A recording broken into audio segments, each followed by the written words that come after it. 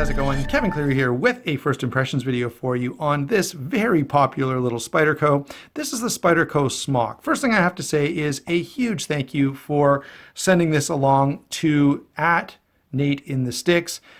Really cool knife, and I'm really excited to be able to check it out. So thanks a lot for allowing that to happen. The next thing I need to say very quickly is Kevin Smock is the designer of this knife, and it is a cool design. And the SK23 Custom, which it's based on, is a very cool design as well. Now, having said all that, Kevin Smock is one of those makers who has for whom there have been some hiccups and some challenges around his reliability. So let me just put that out there. I feel like I need to say that before promoting this knife. Finally, let me say that I really get the hype around this knife. I absolutely do, and I'm really excited to check it out.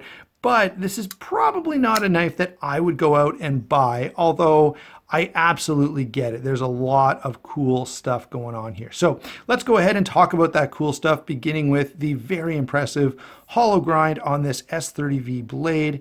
Really like that grind. And again, guys, I'm a fan of hollow grinds. They just allow you to have a lot of a lot of functionality and a lot of strength in this sort of Wharncliffe-ish style blade. Moving on here, we have a very cool, perhaps the coolest implementation of the compression lock that I'm aware of. So the way this works is you can see the lock over there. It's a typical compression lock like what you'd have on a Para 2, only instead of having a little leaf sort of sticking up here, you've got a button coming through the handle with which you actuate the lock. So I really like that.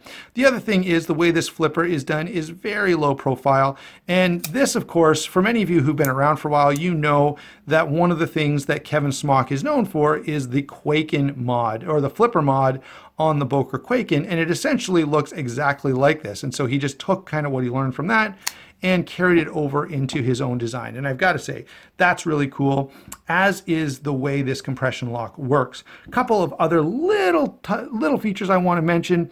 Notice there's a detent ramp here. I really like that kind of attention to detail. There's also a secondary detent on this knife, which is not something we always see, but it's so that when you compress this button and remove the detent from the top of the blade just doesn't automatically fall out, okay? Now, some people who want the blade to fall out have removed that secondary detent ball, and I get it, would make the knife a little more fidgetable, although I don't know if I'll be able to do it on camera or not. I kind of can do it on camera.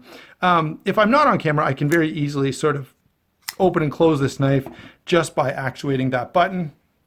Just not going to be able to demonstrate for you very well on video.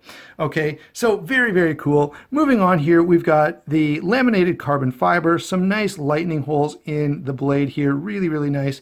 Typical Spyderco clip, which is movable from right to left side tip up carry, as it should be, and a tubed lanyard hole, which again is very nice. So really cool knife, really well put together. Let me share with you a couple quick things here. Size and weight. Now, this knife is just at that borderline of a knife that I would want to own, use, and carry. It's 8 inches. It's actually just a hair under 8 inches.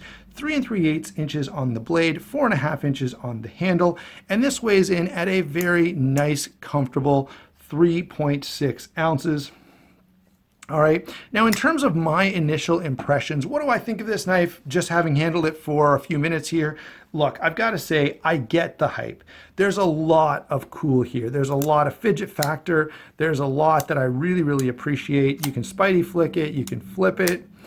You can even, as I said, well, there you go, probably my best example yet of deploying it just by the button. Really cool, and probably the coolest expression, the coolest implementation, if you will, of the compression lock that I've seen. Now, the one hiccup that I do have here is one about ergonomics. I've had this for a little bit, and I'm trying to find the place that my hand sort of fits on it comfortably, and I'm just having a hard time. Now, give me a little bit of time with it, and when I do the full review, maybe I'll have changed my mind, but I'm just not so sure I love the ergonomics on this knife at this point. Otherwise, no, it's not uncomfortable, and I don't think it's gonna like hurt you or anything like that, but for some reason, I just can't find the place that this knife really feels like it fits my hand really well. Okay, so again, I will follow up with a bigger discussion of that and a more detailed explanation when we get to the full review. Thanks for watching. Hope you liked the video. Let me know what you think of this knife down in the comments below, and we will talk to you soon.